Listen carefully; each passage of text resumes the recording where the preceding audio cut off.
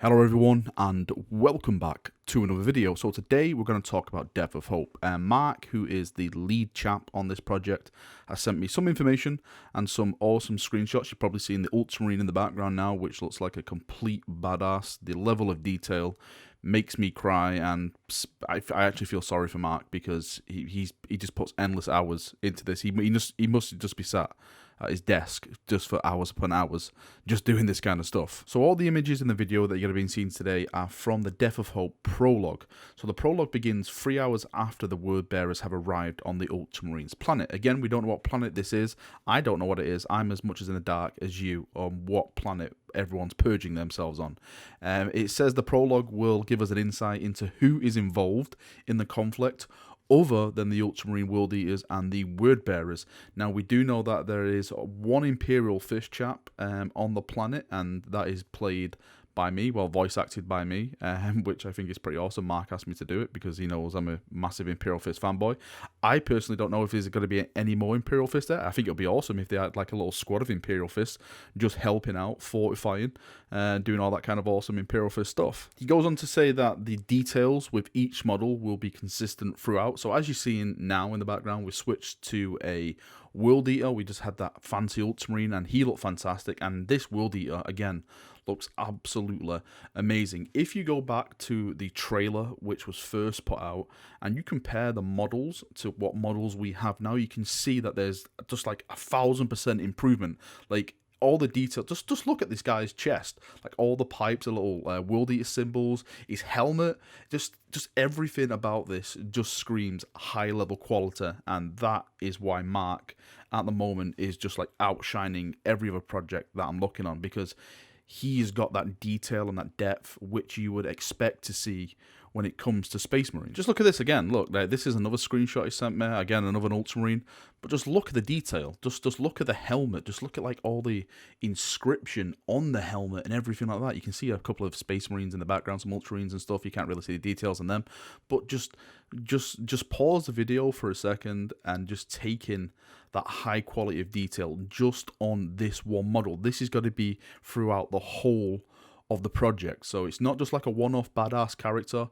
This is going to be for every Marine that we see fighting on the screen is going to have this love and this detail. He said that the designs that we've all been seeing and everything like that are actually fused from a couple of sources. One being the Black Library cover novels, which have some fantastic art pieces on them anyway. The visual book guides and the Forge World Miniature Legion Pacific armor sets. Now, I think we've all know what the armor sets and stuff like that, even though most of them are disappearing off the Forge World site. But those are like basically his go-to guide to how to design these models, and of course he just blends them all in, and then you get these incredible looking pieces of art, which is again, they're just incredible. So when it comes to the story of Death of Hope, because I know a ton of people keep asking me about the story, and I have to keep saying the same thing, that I'm in the same situation as you. I don't know the story. I just say a couple of lines and that's it. I actually don't know like the full story of Death of Hope. I'm ready for it as much as you are. Mark did go into some detail about the inspiration for the story. Kind of, he put although there is humor in the books, he's creating Death of Hope to bring a lot of seriousness to the universe. We all know that 40k is not all dancing around holding each other's hands and stuff like that. It's about chopping your friend's head off and then summoning a demon through his asshole and stuff like that. That's how it works in 40k. It's a brutal setting where everyone dies and you eventually just die the most brutal death possible. And that's what he's trying to bring to this project. He's trying to bring out that brutal aspect of what Warhammer was. Well, I say 40k. What the aspect of the 30k warfare is. It's brother versus brother. This whole betrayal. It's a shock. The Space Marines were supposed to build the Imperium. They were supposed to propel humanity, and they're not. There's betrayal. There's death. There's blood. There's just this is basically the beginning of the eternal war of the Imperium now. So he's definitely going to go into that and try and bring that out as much as possible in a proper serious manner. He did give me some reference on when the prologue is going to be coming out, because I know everyone keeps asking, hey, is Death of Hope still coming, Valrak? Valrak, have you heard anything about Death of Hope? It's like, yeah, they're still going, they're still doing it. Don't worry, it's happening.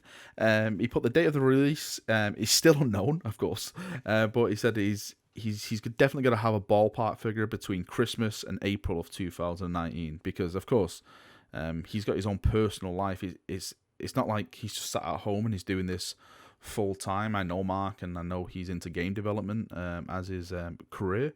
So you know, he can only dedicate so many hours a day to actually creating this, and it's basically only him that's doing this kind of 3D aspect of it. I know there's some people there who are helping with the soundtrack and the voice and stuff like that, but when it comes to solely creating the project, it's just Mark and Mark only. So that's why, you know, we don't get frequent trailers and all that kind of stuff, because he's sat down, his head's down, and he's just getting on and he's just doing it. Now, let's end the video with a bit of speculation, because I did get a couple of images which I have no idea what's going on. Of course, we saw the Ultramarine, we saw the World Eater, we saw the other fancy Ultramarine. I think I've also put like a symbol up of the Word Bearers, because the Word Bearers have to be involved, because they're the ones who stab the knife in your back and give it a little twist. But there is some more images, and one of them is of a well, I personally think it's like a stasis chamber. Now, of course, it's not Primaris Marines, so don't jump to that. You know, they're not brewing Primaris Marines at this time anyway, as far as I'm aware.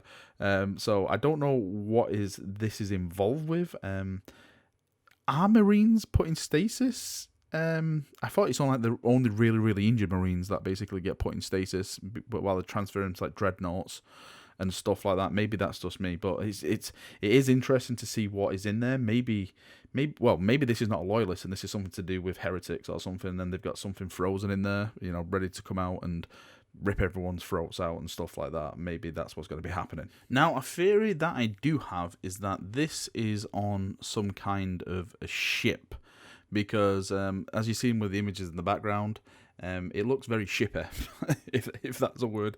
It looks like it's on a battleship, and that goes well, like with the stasis thing as well. It looks like it belongs on a ship.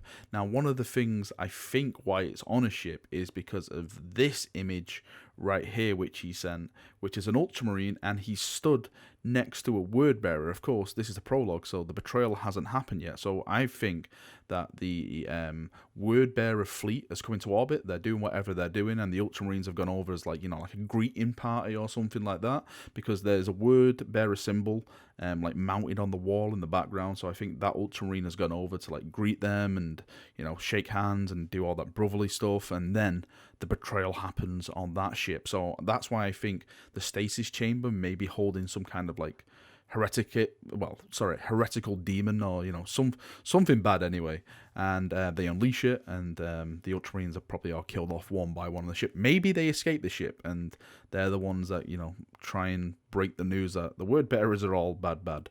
But that screenshot is incredible. It's got all the detail in it. Look at that pauldron, that nice white pauldron with all that inscription, the Ultramarine symbol, the word bearer with his like belt and its, you know, the symbol on it and all the markings on his armor.